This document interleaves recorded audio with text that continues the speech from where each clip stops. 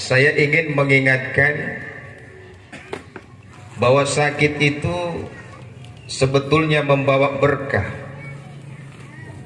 Karena itu kalau sakit jangan dicaci maki. Apa hikmahnya kalau kita sakit baru meninggal? Pertama, kalau kita berobat walaupun tidak sembuh, Allah akan memberikan pahala kebaikan. Kenapa? Karena Allah tidak melihat hasilnya, tapi Allah melihat usahanya. Makanya Nabi mengingatkan umatnya kalau sakit silakan berobat. Kenapa? Karena setiap penyakit ada obatnya.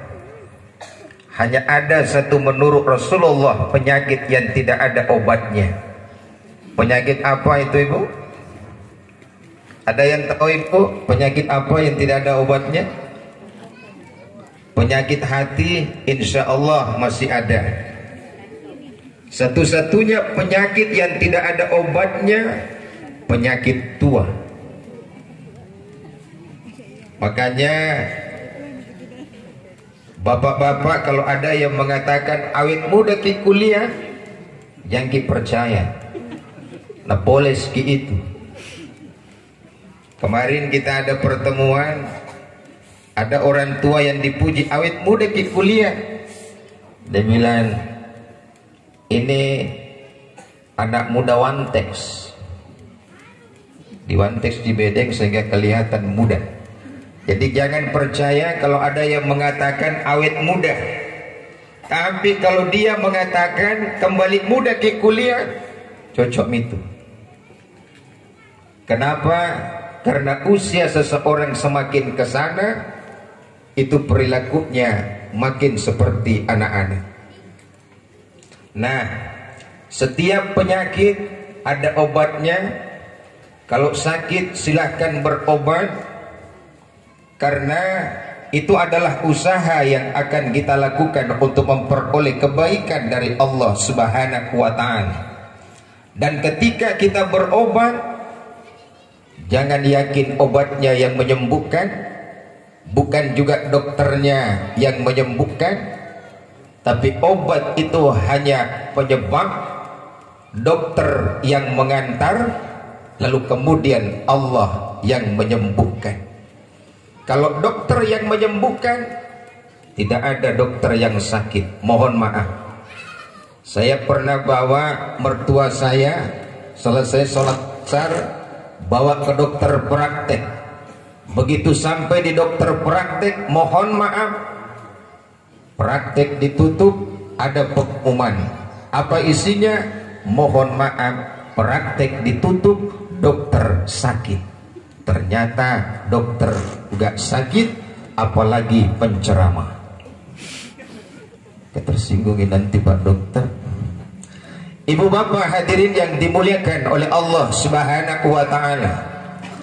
Yang kedua, kalau kita sakit, maka penyakit itu akan memberikan pahala kesabaran.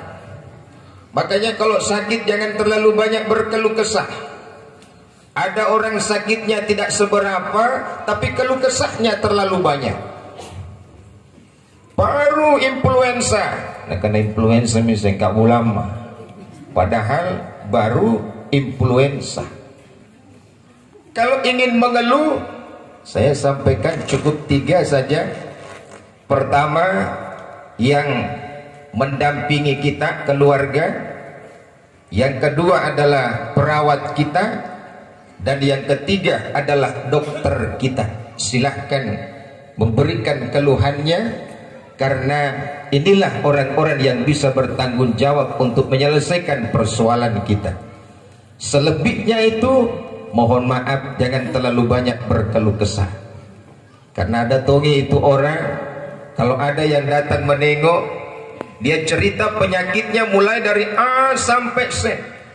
Dia senang kalau orang yang datang menangis. Ini bisa merusak pahala kesabaran. Dan mohon maaf sekali lagi, tidak semua orang yang datang menengok sedih melihat kita. Ada yang cuma datang survei. Dari mana Ki Pak? Bu, pulang kali ya Ibu Anu. Di mana? Di rumah sakit. Bagaimana Miko dong? Pernah kucing Ki 3 hari mami na motor. Ini cuma dasar survei. Makanya jangan terlalu banyak berkeluh kesah lah, supaya tidak kehilangan pahala kesabaran. Yang ketiga, kalau kita sakit, maka penyakit itu sesungguhnya adalah kasih sayang dari Allah dalam rangka menggugurkan sebagian dosa-dosa yang pernah kita perbuat. Siapa sih yang tidak ada dosanya? Bahkan orang yang merasa bersih itu ditegur oleh Allah. Fala tuzakku anfusakum, jangan katakan dirimu suci. Wa a'lamu bimanittaqa, hanya Allah yang maha tahu siapa hambanya yang paling bertakwa kepada Allah. Sehingga kalau kita sakit, jangankan penyakit ginjal, leper, dan lain-lain semacamnya, jalan-jalan saja tiba-tiba ditusuk duri, sakit yang kita rasa kalau beriman kepada Allah itu akan menggugurkan sebagian dosa-dosa yang pernah kita perbuat. Wah, enak Pak, besok selesai sholat subuh cari duri, kemudian kita injak-injak, gugur lagi dosa kita. Itu namanya perhitungan Dede Kulantu. Yang keempat nih, kalau kita sakit, penyakit itu sebetulnya adalah mengantar kita dekat dengan Allah. Ada orang Masya Allah, ketika dia sehat, dia kuat, dia dengar azan, Allahu